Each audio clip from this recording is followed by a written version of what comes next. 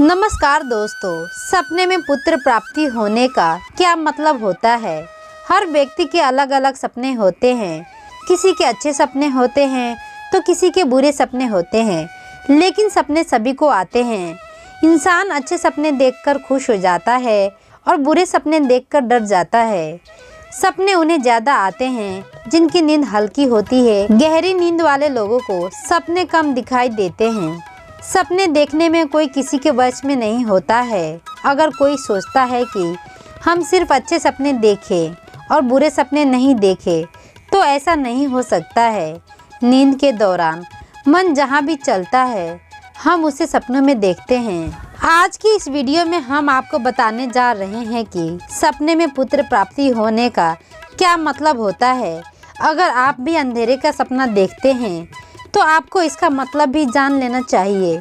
आइए जानते हैं कि सपने में पुत्र प्राप्ति होने का क्या मतलब है, एक कहानी के माध्यम से। एक समय की बात है, राहुल एक साधारण लड़का था और एक छोटे से गांव में रहता था। उसकी ज़िंदगी में कई परेशानियां थी। गरीबी, पढ़ाई का दबाव और परिवार की जिम्मेदारियां उसे दिन रात परेशान करती थी। वह हमेशा सोचता था कि क्या उसकी ज़िंदगी में कभी कुछ अच्छा होगा। एक रात उसने एक अनोखा सपना देखा। उसने देखा कि एक बड़ा हॉल में वो खड़ा था जहां बहुत सारे लोग थे, उसे सम्मानित कर रहे थे। उसके हाथ में एक छोटा सा बच्चा था जो सुंदर और खुशमिजाज था। वह बच्चा उसकी गोद में मुस्कुरा रहा था और लोग उसकी तारीफ कर रहे थे। राहुल इस सपने से हैरान हुआ। राहुल जब सुबह उठा तो उसने इस सपने के बारे में अपनी दादी को बताया। दादी ने मुस्कुराते हुए कहा, बेटा, यह सपना तुम्हारी जीवन में एक कड़ी सफलता का संकेत देता है। बच्चा हमेशा नई शुरुआत और भाग्य के उजाले का प्रतीक होता है।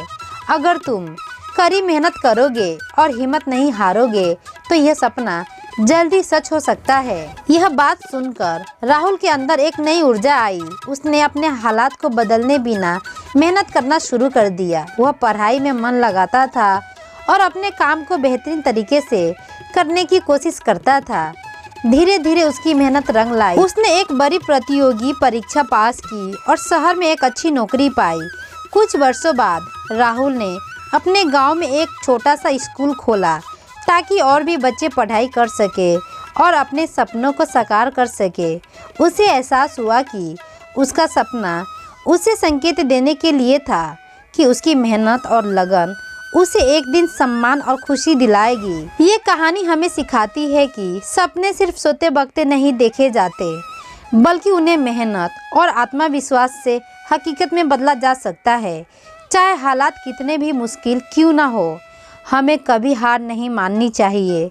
सपने हमें दिशा दिखाते हैं और हमारी मेहनत उन्हें पूरा कर सकती है। तो दोस्तों, यदि कोई महिला सपने में पुत्र प्राप्ति होने का सपना देखती है तो यह सपना यह दर्शाता है कि आपकी आने वाली संतान बहुत ही तंदुरुस्त और बुद्धि से तेज होगी। सपने में पुत्र प्राप्त होना शुभ संकेत माना जाता है, लेकिन जरूरी नहीं है कि आपको पुत्र प्राप्ति ही हो। सपने में पुत्र प्राप्ति होना यह भी दर्शाता है कि आपका आने वाला जीवन बहुत ही लाभदायक और सुंदर होने वाला है।